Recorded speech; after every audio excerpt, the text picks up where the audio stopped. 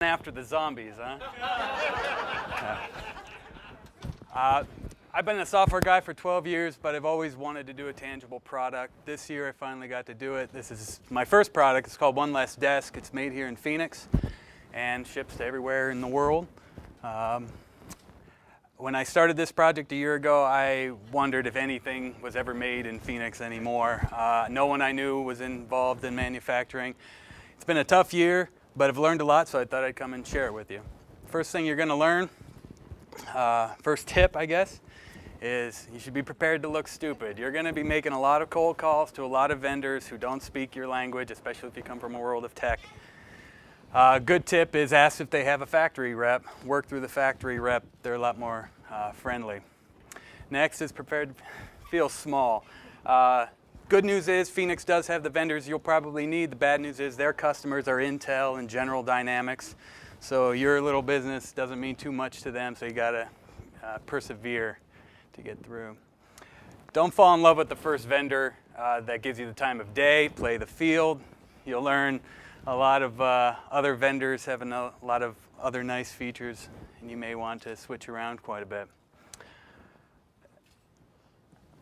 There is a lot of computer numeric controlled manufacturing in Phoenix. This is great for the product startup. This means that you can do all your prototyping in town. It means that you can do your batch production in town without a lot of tooling costs. So that's really good news. Focus on making one. Don't worry about production. Do a few prototypes until you have one good prototype. I'll tell you why in just a little bit, but don't get hung up on production.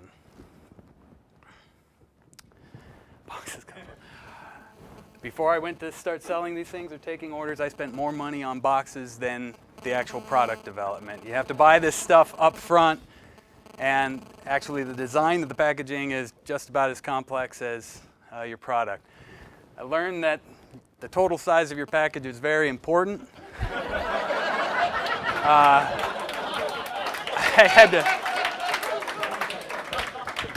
I had to redesign the thing in order to get in under some FedEx restrictions.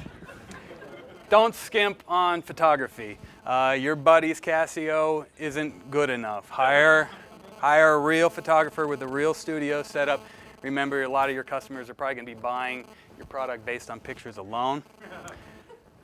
Try to sell direct. You've got the internet. You can reach your end customers. With a little luck, you may not have to ever go to a trade show or sell your products for wholesale. Use these things. These are cheap, they're easy to use, and they make you look professional. I recommend each and every one of those things very highly. Makes you look like the big boys. Do a pre-order. Once you got your photography and your production quotes, you've got what you need to put it out there and take orders. My first production run of the OneLessDesk, I was not out of pocket a dime, other than the boxes. So, have coffee with your FedEx reps and your UPS reps. Get your discount shipping rates in place before you go to start selling. I'm just a small company, but even my shipping rates are about half of list rate. So don't pay list. Can't read backwards. If you're going to ship internationally, know your HARMONIZER code, 9403.105 for OneLessDesk. They classify things. You're going to get asked this more than you're asked your name when you start shipping internationally.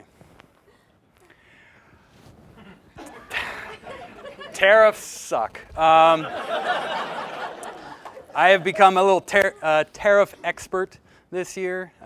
Little fun fact, it's a lot cheaper to send something to Hong Kong than it is to London. Why? I have no idea. 30% of OneLessDesk are shipping to Europe right now. A lot of companies don't want to deal with international shipping, but I figure if people are willing to pay the fees, I'm willing to jump through the extra hoops to do it. People actually click on image ads. I've never done it before, but a lot of my customers, tell me that my ad was the first image ad they've ever clicked on. It actually works and actually drives sales. But more than image ads, the blogs. A little blog does a little posting about your product. That gets picked up by a big blog. That gets picked up by the magazines, and all of a sudden I'm getting emails from Switzerland and South Africa about shipments of my desks. My company could not survive without that. In closing, if you're thinking about doing a tangible product, you live in a pretty good town to do it. So, thank you.